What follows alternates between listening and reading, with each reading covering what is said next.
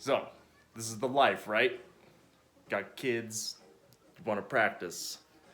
Well, I have 5 tips on how to practice while watching your kids. All right, number 1, put your family first. Okay, so that means have your chore list and your priorities straight. Like, doing the dishes, taking out the garbage, cleaning up, be an adult, have your priorities straight. Your kids come first too. So if you have to abandon practice like right in the middle of something, drop it and do it. I've got tips for that later. But definitely be responsible, like still get to your job on time, all that, do your laundry. Have your chores done first. Like have all that done first so people in your family aren't irritated, and do a few favors for them too. So number 1, that's just what comes along with it. And number 2, involve your kid. So tips for that is use a cheap guitar, something you don't care about. Don't bother changing the strings on it. They have fingers all mucky, covered in peanut butter and jelly and all that, and they want to come and grab the strings or grab the guitar, let them. Might get sticky, might get messy, but you're a parent and you got kids, so deal with it. Don't change your strings. Use a guitar you don't care about, and probably learn a few kids songs like the ABCs, Twinkle Twinkle Little Star. Learn the major scale on one of your strings. That'll help a lot. You want to involve them, teach them things like timing, like how to count to 4 or 3 over and over, whatever you got to do. That teaches them about different time signatures. Let's see, number 3, wear a strap and wear it like how you would be sitting, because that's how you want to practice, and it may not look cool, but see, I'm getting him out of trouble right here. Yeah, but you can be on your feet and you can watch your kid. You can watch him. Well, stay on your feet, but you have to be watching them first and not be really focused on this. That's why you wear a strap like that, but wear it like how it would be comfortable where you're sitting with your knee up and whatnot. And John Petrucci looks like that on stage. He's a pretty awesome guitarist, right? It's all right to have your guitar a little higher up so you can pick right and have good fingering and all that sort of thing.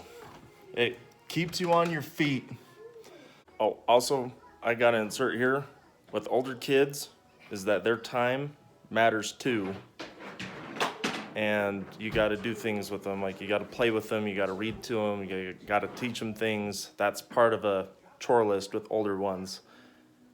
So make sure that you're doing all of that, but then be firm about your guitar time while you're watching them, and learn to say no when it's time to say no, because you matter too, and you got to practice and do something like it.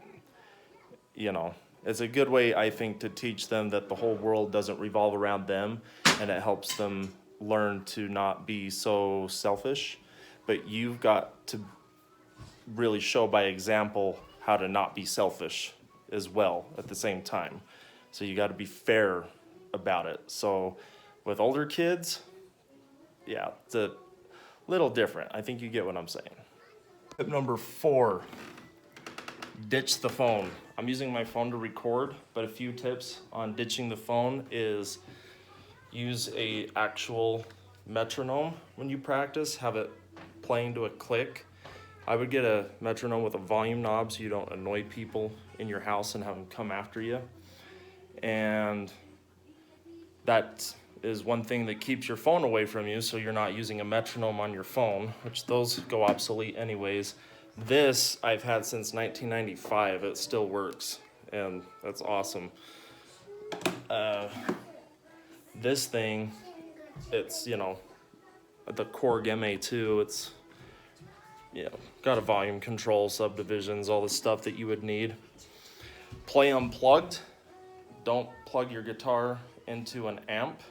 Play clean so you can hear your notes and what you're playing, because that's how you learn to play right and play clean anyways.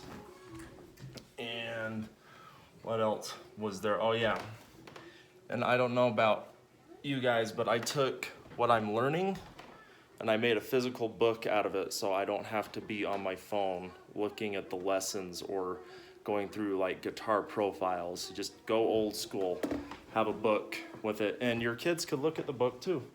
Just make sure that they don't rip it up or do crazy things with it.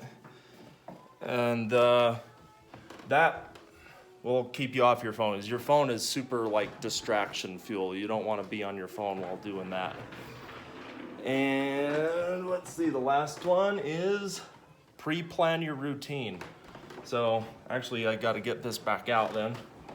When you pre-plan your routine, that means you know what you're going to practice. So this particular method that I'm doing has a bunch of exercises that you do beginning to finish. So it's easy to structure a routine around it, and I'm doing several sessions, and I don't move to the next session until I've mastered the next.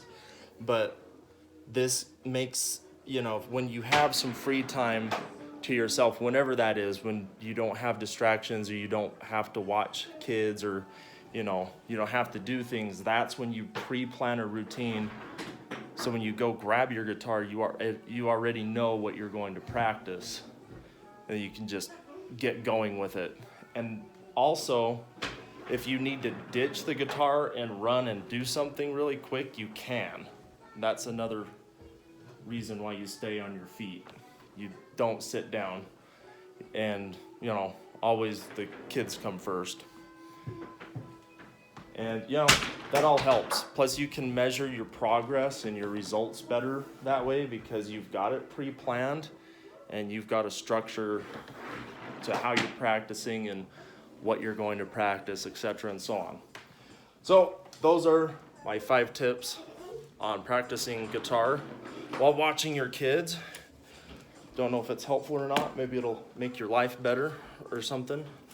I don't know. Let me know in the comment section. Wasn't a very death metal like video, but you know, guys got to have a hobby, right? Just remember, it comes last. If it's a hobby, it comes last. Got to know your season, and you're a parent, you're a parent. So there's my tips. Take care.